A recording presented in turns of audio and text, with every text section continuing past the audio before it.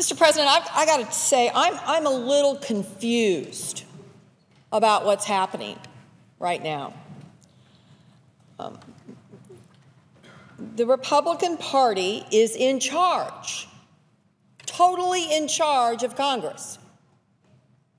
Speaker Boehner and the Majority Leader McConnell, I'm sure their staffs talk on a daily basis. I'm sure they're talking and coordinating and realizing that the Republican Party now has the responsibility of showing this country that they can run Congress. So what do we do right out of the gate?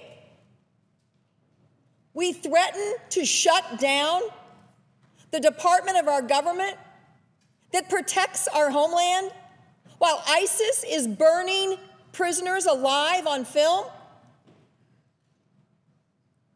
Now, the irony of this is Republicans are in charge. So all they have to do is present a clean funding bill for Homeland Security and the very next day take up immigration reform and debate it. But they are trying to play a political trick and try to make it look like that somehow their disagreement with the president on immigration trumps the protection of our country, and that somehow we'll all go along with that. Speaker Boehner mentioned me. My friend and my colleague from Texas just mentioned me. Yes, I said it. I am uncomfortable with the president issuing executive orders like this, no matter what party it is, no matter who the president. But what I said when I made that statement is I pivoted, and I said, you know how we prevent that from happening? We have a House of Representatives that's willing to take up and debate immigration reform. This body passed a bipartisan immigration reform bill by a wide margin. It wasn't even a squeaker, with many of my Republican colleagues voting for it, understanding that this is a public policy area in our country that needs to be addressed. We can't just make it a political punching bag on either side. My party can't say, we're for the immigrants, we get their votes. And the Republican Party can't say, well, we're for the Tea Party and we're against all immigrants. We need to come together and do public policy in a system that's broken. And the bill we passed here was amazing in terms of border security. But Speaker Boehner wouldn't take it up for more than 18 months. Speaker Boehner wouldn't even allow it to be debated on the floor of the House. So now the Republicans are in charge. Do they take up immigration reform?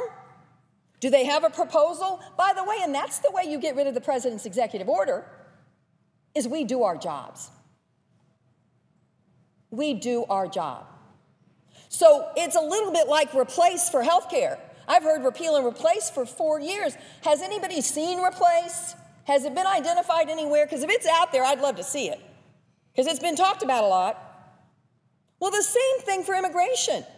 You don't like what the president has done? Then put up a bill and let's debate it. And by the way, the Republicans have the power to do that immediately after we fund Homeland Security. We don't have to talk about anything else.